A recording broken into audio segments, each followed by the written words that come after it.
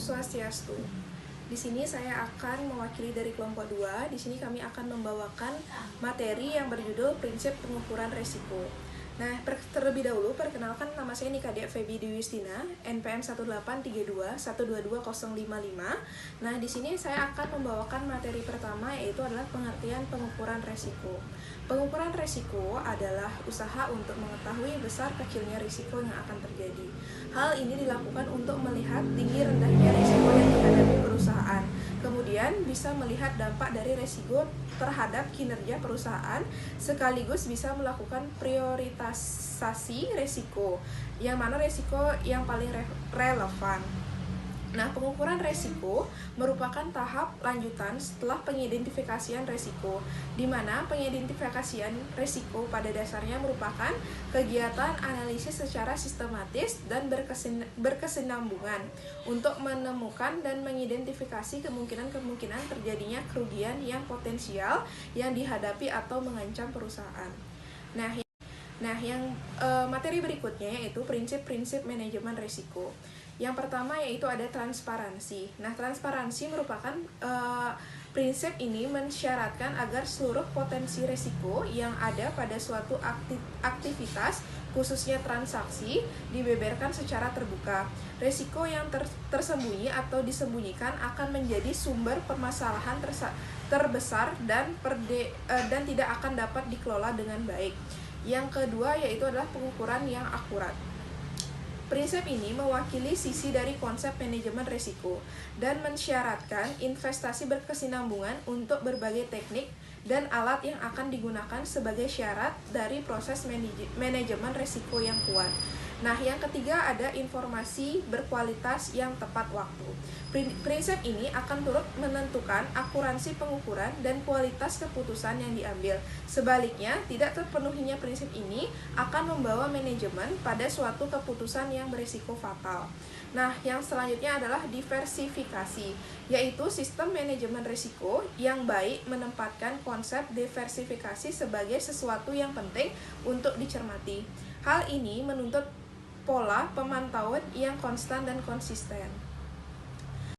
Yang untuk materi selanjutnya yaitu adalah dimensi pengukuran risiko. Hal ini dilakukan untuk menentukan relatif pentingnya risiko untuk memperoleh informasi yang akan menolong untuk menetapkan kombinasi peralatan manajemen risiko yang cocok untuk menangani dimensi atau bagian yang harus diukur yaitu ada 3. Yang pertama itu adalah frekuensi atau jumlah kejadian yang akan terjadi. Nah, besarnya kemungkinan kejadian artinya berapa besarnya kemungkinan suatu peristiwa atau event yang kejadiannya menimbulkan loss atau penyebab langsung kerugian yang dapat menimbulkan resiko dapat terjadi dalam suatu periode. Nah, yang kedua adalah keparahan dari kerugian.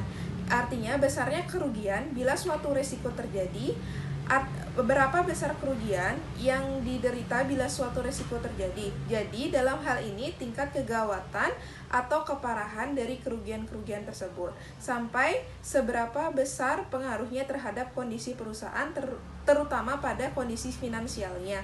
Nah, dari hasil pengukuran yang mencakup 2 dimensi atau bagian tersebut, paling tidak diketahui yaitu yang pertama adalah nilai rata-rata dari kerugian selama suatu periode anggaran. Yang kedua adalah variasi nilai kerugian dari suatu periode anggaran ke periode anggaran yang lain dan naik turunnya nilai kerugian dari waktu ke waktu. Nah, yang terakhir adalah dampak keseluruhan dari kerugian-kerugian. Baik, di sini saya akan melanjutkan presentasi dari teman saya. Perkenalkan, nama saya Nikadea Sri Kartika Dewi, NPM 18321220060, yaitu dimensi pengukuran risiko. Hal ini dilakukan untuk menentukan relatif pentingnya risiko untuk memperoleh informasi yang akan menolong untuk menetapkan kombinasi peralatan manajemen risiko yang cocok untuk menanganinya. Dimensi atau bagian yang harus dilakukan atau diukur, yaitu yang pertama frekuensi atau jumlah kejadian yang akan terjadi. Yang kedua, keparahan dari kerugian. Yang ketiga, dampak keseluruhan dari kerugian. Menguraikan konsep probabilitas dalam mengukur resiko.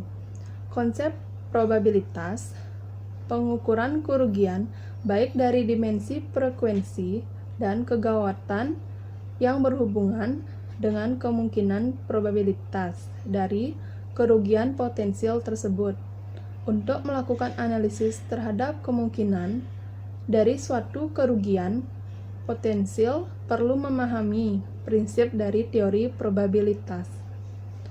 Probabilitas di sini adalah kesempatan atau kemungkinan terjadinya suatu kejadian atau peristiwa. Selanjutnya, menguraikan konsep probabilitas dalam mengukur resiko. Bagian A, konsep sample space dan event.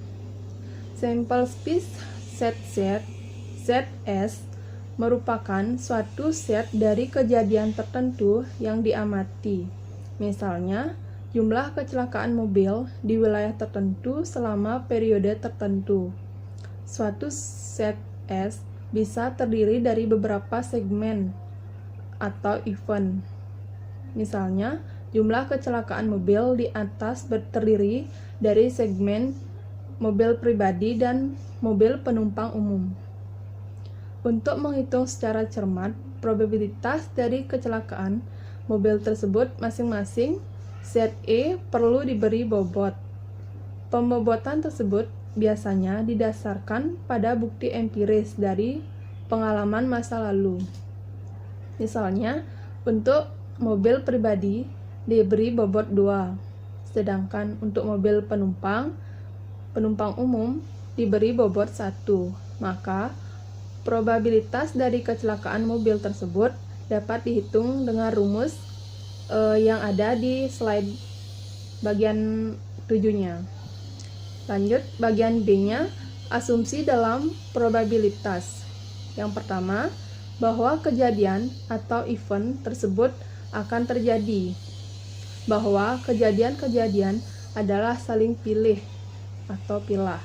Artinya, dua event tersebut atau kecelakaan mobil pribadi dan mobil penumpang umum tidak akan terjadi secara bersamaan.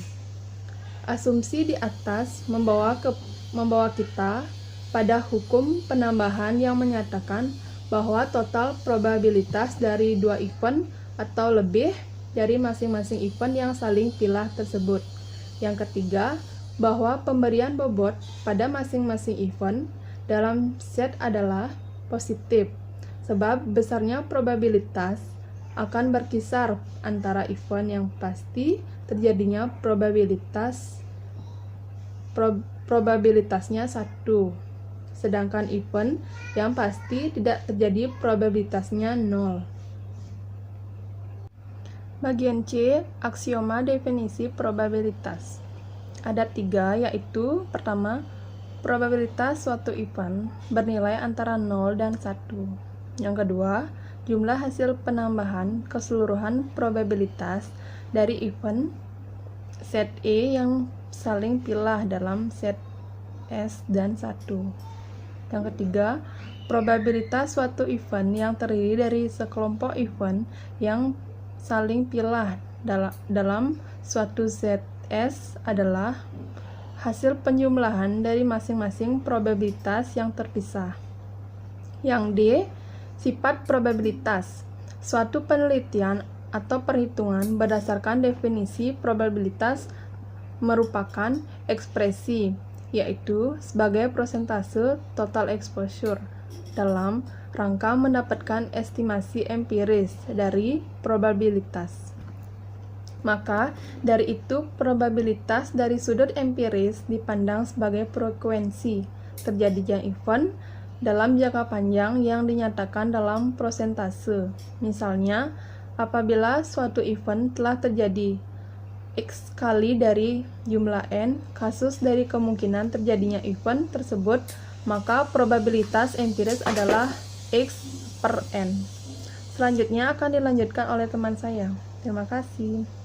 Akan melanjutkan presentasi dari teman saya.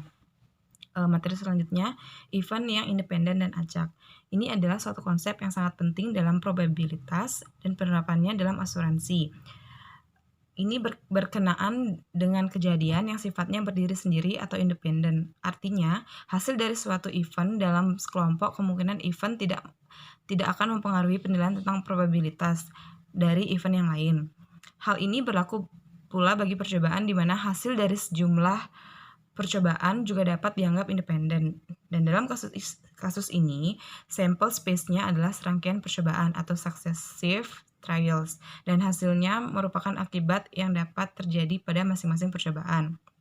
Nah, selanjutnya ada event yang berulang. Ini apabila kita mengetahui bahwa probabilitas akan terjadinya sesuatu dalam satu kali percobaan dan probabilitas tidak terjadinya sesuatu yang besarnya sama dengan yang besarnya sama. Nah, ini berdasarkan prinsip ini, maka kita dapat menghitung besarnya probabilitas terjadinya suatu event selama dalam kali percobaan dengan menggunakan formula binominal. Selanjutnya ada nilai harapan atau expected value. Nah, expected value dari suatu event dapat ditentukan dengan membuat tabel atau tabel binominal untuk hasil-hasil yang mungkin diperoleh dari menilai masing-masing hasil tersebut berdasarkan probabilitasnya. Dengan menjumlahkan hasil dari masing-masing event tersebut akan diperoleh expected value-nya. Selanjutnya ada tafsiran tentang probabilitas. Tafsiran yang pertama yaitu timbulnya tafsiran tentang probabilitas 1/10. Penafsiran tersebut berdasarkan satu, misalnya saja gudang yang dikatakan sama atau serupa pada kenyataannya tidak pernah persis serupa. Misalnya, walaupun sama tetapi berbeda lokasi, konstruksinya dan perawatannya. Nah, yang kedua, kondisi bisa berubah. Peninjauan masa lalu itu menyediakan sebagian dasar untuk suatu penafsiran probabilitas kerugian. Lalu ada penafsiran yang kedua dalam menetapkan tindakan yang diambil berkenaan dengan exposure tersebut.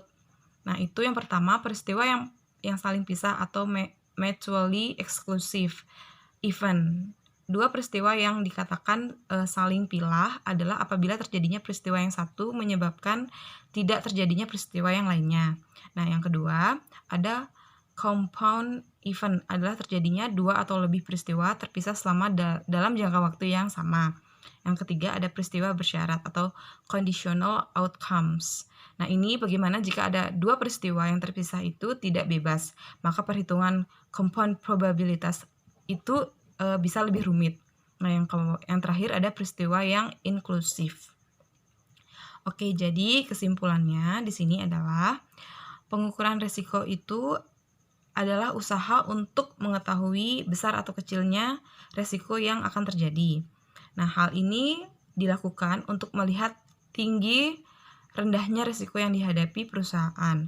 Kemudian bisa melihat dampak dari risiko terhadap kinerja perusahaan, sekaligus bisa melakukan prioritasi risiko yang mana yang paling relevan. Dimensi yang diukur meliputi frekuensi atau sejumlah kerugian yang akan terjadi, dan keparahan dari kerugian tersebut. Dalam menentukan tingkat kerugian merupakan hak prerogatif dari seseorang manajer risiko. Pengukuran risiko dengan distribusi probabilitas diawali dengan menggunakan konsep sample space dan event. Nah, tafsiran yang pertama yaitu timbulnya tafsiran tentang probabilitas, dan penafsiran yang kedua dalam menetapkan tindakan yang diambil berkenaan dengan exposure tersebut. Oke, sekian presentasi dari saya. Terima kasih.